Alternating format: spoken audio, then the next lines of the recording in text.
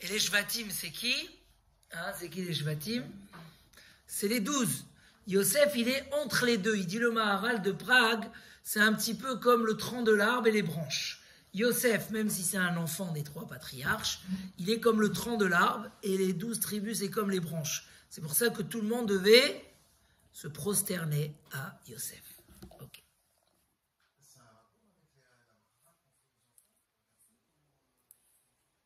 On arrive tout de suite, tu verras. Et là, Yaakov, il dit à Yosef, écoute, je veux pas que tu m'en veux, que j'ai enterré ta mère Rachel en dehors d'Eretz Israël. Alors, qui c'est qui va à Yerushalayim bientôt? Quoi? Ma voiture? Bizarre. Elle bloque quoi? Ah ouais? Elle n'arrive pas à rentrer? Bizarre. Alors, qu'est-ce que je disais? Qui va à Yerushalayim? Quand vous allez à Yerushalayim, sachez, à 10 minutes du centre, on a le Kever Rachel. Les gens, ils pensent qu'ils ont besoin des accompagnateurs, etc. Non, c'est à 10 minutes du centre. C'est avec des murailles qui font 5 mètres de haut. Quand vous allez, il faut avoir facilement le réflexe. Tu prends ta voiture, il n'y a aucun danger, rien. On va au Kever Rachel. Mais c'est à Bethléem. C'est en dehors d'Eretz Israël. Et il dit à Yosef, je veux pas que tu aies de la rancune. Pourquoi j'ai fait ça? Parce qu'il dit Rashi, c'est Akadosh Baruch Hu qui m'a ordonné. Pourquoi il m'a ordonné ça? Pour que quand les Bnei Israël sont partis en exil de Yerushalayim vers l'exil, ils sont passés par le Kever Rachel. Et la seule qui a pu prier pour les Bnei Israël et demander une promesse de retour, c'est qui? C'est Rachel. Parce que tous les patriarches, ils ont demandé à Kadosh Baruch Hu, s'il te plaît. Kadosh Baruch Hu leur a dit, mais ils ont fauté. Il y avait des assassins dans le peuple d'Israël. Il y avait des... Comment? Et personne n'a su quoi dire. Et Rachel, elle a dit, écoute, moi, j'ai donné mes signes. Hein? C'est pas ma voiture. Moi, j'ai donné mes signes à qui? À Léa. Donc, j'ai donné tout ce que j'avais pour les autres. Et Akadosh Baruch Hu, il a écouté sa prière et il a dit Minaï kolech mi bechi. On le fait dans l'Haftara de Rosh Hashanah. Arrête de pleurer. Arrête tes larmes. Ki yesh sachar lip'ulater. Il y a un mérite pour ce que tu as fait. Veshavu banim ligvulam. Dans l'ancien aéroport en Israël, il y avait ce pasouk. Veshavu banim ligvulam. Les enfants vont revenir à leurs frontières. Donc, exprès, je l'ai enterré là-bas. Il y a une autre raison dans les Rishonim. Pourquoi Rachel, elle a été enterrée dehors? Parce que Yaakov ne voulait pas rentrer avec 2 femmes en Eretz Israël, 2 sœurs. Malgré qu'il s'est marié avec 2 sœurs, parce qu'on est avant Matan Torah. Et parce qu'il a eu l'ordre du ciel de le faire, etc. Et toutes les explications. Mais c'était que en dehors d'Eretz Israël. En Eretz Israël, les patriarches, ils ont respecté la Torah dans tout. Donc il y a une explication comme ça. Mais la vraie raison qu'il donne à Yosef, c'est que Akadosh Baruch Hu lui a dit enterre-la en dehors d'Eretz Israël. Mais comme quoi? De là aussi les gens qui font monter les corps en Israël, etc. Et de plus en plus, c'est devenu normal. Stam, c'est important de savoir que celui qui est enterré en Eretz Israël, on lui pardonne toutes ses fautes, et il sera un des premiers à la venue du Mashiach, etc., etc. Donc on voit que Yaakov a dû prendre des excuses de Yosef pour dire ne m'en veux pas. Je te demande de me monter en Eretz Israël, mais moi j'ai pas pu le faire à ta mère, c'était l'ordre divin. Bon. Et voilà qu'il y a un épisode incroyable. C'est vrai que c'est intéressant. Chaque pasouk, c'est un sujet. Il y a un épisode un peu spécial ici, c'est quoi? C'est que Yosef, Yaakov, il voit les enfants de Yosef, il dit, mais c'est qui ceux-là? Vous savez, la honte, quand un des parents, quand on va voir et on ne reconnaît pas, c'est qui ces enfants-là? C'est l'Archouma, comme on dit. C'est qui? Mais Yosef, il lui dit, Banayem, c'est mes enfants, mais que Akadosh Baruch Hu. Vayomer kachemna elay vavachem. Donc Rashi nous explique qu'est-ce qui s'est passé. Quand ils se sont approchés, le souffle divin s'est éloigné de Yaakov. Alors, pourquoi? Parce que des enfants de Ephraim et Menaché, il y aura 2 Réchaïm qui vont sortir. connaissez, vous savez c'est qui? Yerovam et Achav de Ephraïm. Yerovam ben Nevat, tout le monde connaît, c'est le premier roi, tu entends Rodney? Yerovam ben Nevat, quand on a divisé la royauté d'Israël en deux, il y a eu la royauté sur Jérusalem, Yehuda, Binyamin, et il y a eu les 10 tribus de l'autre côté. Qui était le premier roi d'Israël? Du côté des 10 tribus, c'était Yerovam ben Nevat. C'était un grand sadique, mais qui a très mal tourné. Et qu'il a même fait 2 veaux d'or en Eretz Israël pour pas que les gens y montent à Yerushalayim. Et pourquoi il voulait pas que les gens y montent à Yerushalayim? Parce qu'il voulait pas qu'on dise que le roi d'Yerushalayim, des 2 tribus, est plus important que lui, parce que lui peut s'asseoir dans le temple. Les descendants du roi David pouvaient s'asseoir dans le temple, et les rois d'Israël ne pouvaient pas s'asseoir dans le temple. Donc pour pas qu'on dise « Ah, regardez, ce roi il est assis et ce roi il est debout », à cause de ça, il a fait détourner le peuple d'Israël. Et il est canté dans la Mishnah, dans Pirkei Avot, non, dans Masechet Sanhedrin, parmi les 4 qui n'ont pas Chelek les Olam Haba. Qui n'ont pas, ils n'ont pas de règle. Et le deuxième, c'est qui? C'est Achav. Achav et Isabelle. Qui c'est qui n'a pas entendu parler de Isabelle? Pas celle d'Espagne, qui était aussi terrible. Mais sur le nom de Isabelle dans les prophètes. Achav et Isabelle, c'était 2 rois Réchaïm terribles. Et eux, ils vont descendre de Ephraïm. D'accord? Parce que la royauté, par là-bas, là, elle va être de Yehuda. Et là-bas, elle va être des enfants de Yosef. Parce qu'il y a 2 rois dans le peuple d'Israël. Donc, et de Ménaché, il y aura encore un rachat. Donc, il y a eu, qu'est-ce qu'il a fait Yosef Hatzadik? Il est parti, il a amené sa ketouba. Comme ça, il dit Rashi. Il a amené la ketouba et il a montré qu'il s'est marié correctement et qu'ils sont tzadikim. Après, qu'il y aura des réchaïm dans leurs enfants. Et donc, Kachem Naelaïba, il a dit si c'est comme ça, alors amène-les-moi et je vais les bénir. Mais il y a eu un petit moment de rejet de la part de Yaakov, parce qu'il a vu qu'il y aura quelque chose qui ne lui plaisait pas dans les générations. Bref, verset 10, on rapproche les enfants vers Yaakov, et là, à ce moment-là, Israël, il dit à Yosef, je n'ai pas imaginé que je vais te revoir un jour, et voilà que je revois tes enfants. Amène-les-moi et je vais te les bénir. Et là, tout le monde connaît l'épisode de ce qui s'est passé à ce moment-là. qu'il lui amène Ménaché vers la droite et Ephraïm vers la gauche, parce que Ménaché c'est le grand et Ephraïm c'est le petit. Et qu'est-ce qu'il fait Yaakov Avinu? Si quel est Yadav? Il a croisé les mains et il a mis la main droite sur Ephraïm, sur le petit, et la main gauche, Ayoni, tu as appris ça à l'école ou pas? Tu te rappelles de ça? Mais on va essayer de comprendre qu'est-ce qui s'est passé. Il a croisé les mains et il a changé. Et Yosef, il n'est pas d'accord. Il dit, Vayomer Yosef el Aviv. Non, papa. Attends, il veut pas que son histoire se répète sur ses enfants. Déjà, la dispute qu'il y a eu entre les deux, ça a fait qu'ils l'ont vendu en Égypte. Aaron, tikrali les shaïs. Déjà, il a été vendu à cause de la jalousie. On ne va pas faire des jaloux encore une fois. Et Yaakov, il lui dit, je sais, Yadati ben Yadati, je sais. Mais malgré tout, son petit frère va être plus grand que lui. Et sa descendance va remplir toutes les nations. Il dit, Rashi, je sais, mon fils, que même Ménaché, il sera grand, et il y aura un des délivreurs du clan Israël qui s'appelle Gidon. C'est encore une histoire dans les prophètes, que Gidon, il est allé pour faire la guerre et sauver le peuple d'Israël. Mais de Ephraïm, il y aura Yehoshua Binoun, qui est venu après mon cher Rabbeinu, qui a fait rentrer les Bnei Israël, c'est Yehoshua Binoun. C'est bien de savoir l'histoire. On voit que les dirigeants du clan Israël sortent surtout, il y a aussi un peu de Binyamin, mais surtout de Yosef et de Yehuda. Donc, Yehoshua, c'est de la descendance de Ephraïm. Donc, il leur fait la bracha. Quelle bracha il leur fait? Hamalach hagoel oti mikol ra. L'ange qui m'a toujours sauvé.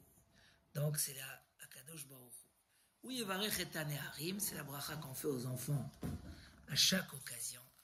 Hein, vous faites la bracha aux enfants le vendredi soir pour ceux qui ont déjà des enfants. Yesimcha Elokim ke'Ephraim vechim Menashe. Pourquoi? Parce que Yaakov, il a dit, il se rend la référence. Becha yevarech Israël, le peuple d'Israël va toujours bénir sur l'exemple de Ephraim et Ménaché. Ils vont être la référence du peuple d'Israël pour bénir les enfants. Alors beaucoup se préoccupent à comprendre pourquoi c'est eux la référence. Hein, David, demain, on vient faire une bracha à un enfant. Pourquoi? Qu'est-ce qu'on dit? Ephraim et Ménaché. Que vous soyez comme Ménaché et Ephraim. Amalach hagoel oti mikol ra, yevarech et haneharim, veikare bahem shemi. Pourquoi on fait qu'Ephraim et Ménaché? Alors nous, on ne fait pas Amalach hagoel. On fait yevarech echa, Hashem veishmerecha. Yesimcha elokim ke'Ephraim Ménaché, Hashem veishmerecha. Mais Amalach hagoel oti, c'est une bracha qu'on fait aux enfants. Pourquoi Ephraim ou Ménaché? Alors il y a beaucoup qui disent. Qu'est-ce qu'ils disent? Qu'en fait, cet exemple de laisser la place aux plus grands, c'est un exemple qu'on doit donner à nos enfants. De quoi se disputent nos enfants tous les jours à la maison? Un, il veut dépasser l'autre. Il y a 10 chez vous? Vous voulez sushi? Pas la peine? Ok, d'accord. Prochaine fois. Alors, les enfants, c'est toute la dispute. Le petit veut prendre la place du grand et le grand, il veut pas se laisser faire. Et Yaakov, il dit, je veux que le peuple d'Israël éduque leurs enfants, d'apprendre au plus petit de laisser passer le grand. Au grand de laisser passer le petit, ça veut dire de laisser le kavod à l'autre. Et ça doit être une référence dans le clan Israël. Becha yevarech Israël, que le clan Israël, que Ephraim. Alors nous, on ne doit pas faire de différence entre les enfants, mais on doit leur apprendre de se respecter. Les disputes familiales, c'est quelque chose de tellement difficile. Ça ne doit pas exister. Malheureusement, les familles se divisent. Et l'éducation qu'on doit donner à nos enfants, c'est Ephraim et Ménaché. Oui, exactement. Parce qu'on doit donner à chacun sa bénédiction. Donc, les filles, on les bénit qu'ils soient comme les matriarches. Et les garçons, comme Ephraim et Ménaché. Hein? Non, là-bas on garde la référence des matriarches. Mais là, Yaakov, il a dit, voilà, ma référence des Havot, ça sera l'exemple de Ephraim et Ménaché. Il y a une autre raison. Benjamin, si tu peux me brancher le fil.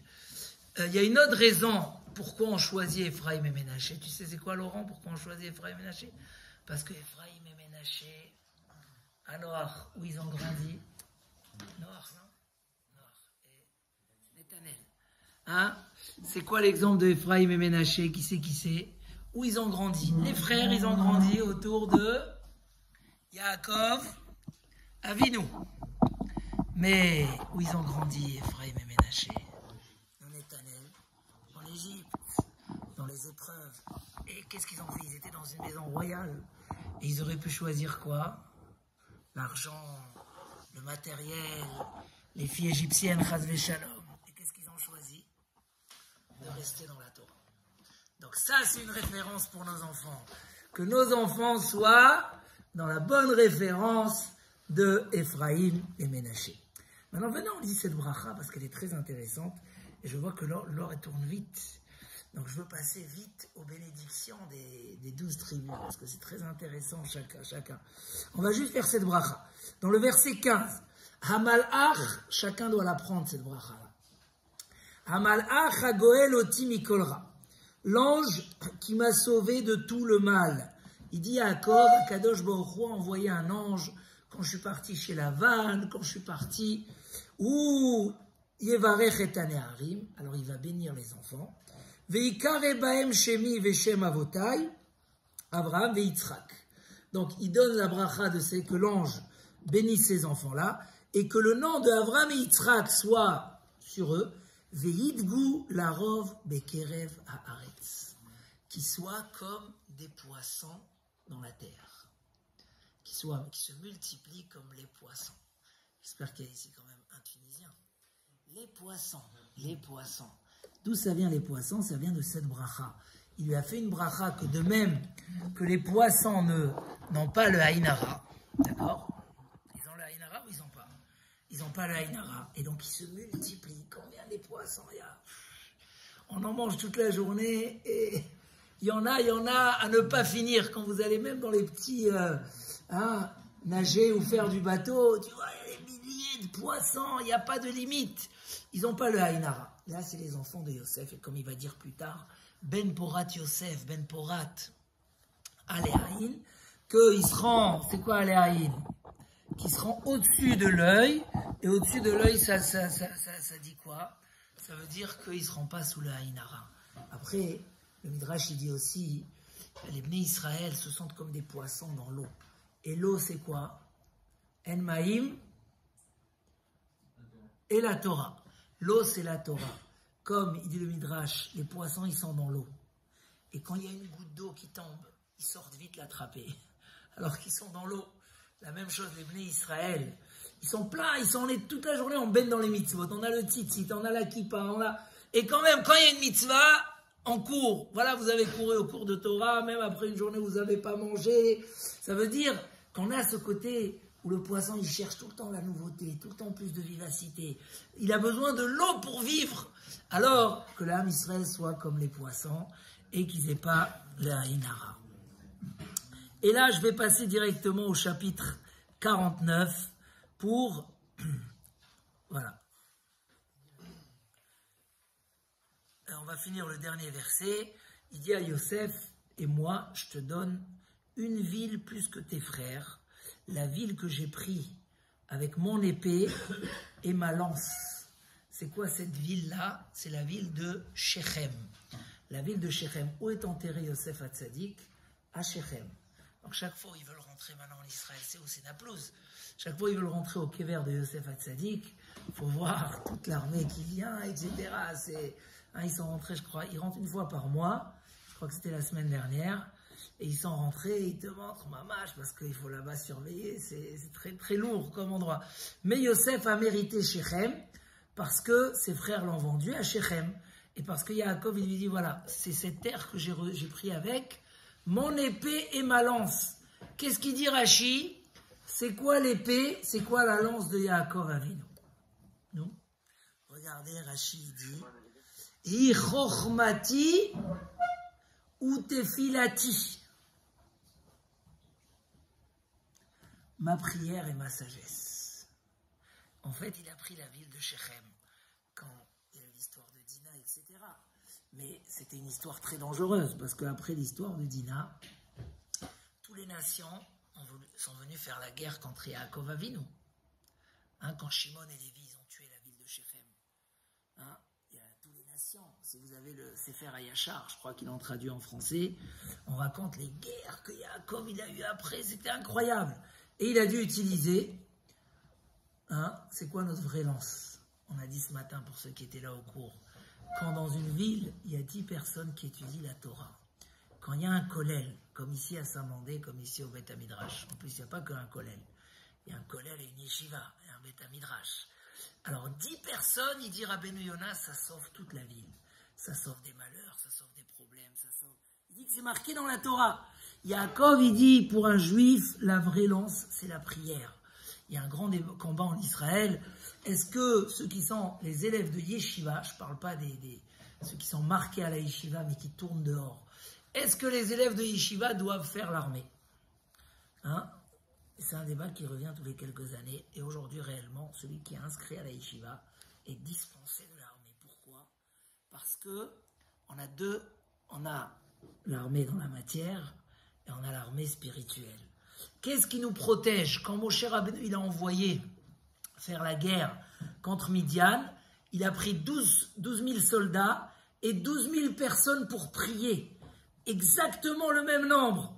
Parce qu'on a besoin, voilà, ce qui nous protège. Il dit à Yaakov, j'ai pris la ville de Shechem par ma lance et mon épée. Rashi dit par ma sagesse et ma prière. Ma sagesse, c'est la Torah et ma prière. Tout ça, c'est des références très très fortes qu'on a dans le Chumash. Maintenant, vu qu'il est tard, on va aller sur les bénédictions des 12 tribus. D'accord? Donc, on va peut-être faire une petite coupure ici et reprendre comme ça ceux qui veulent écouter.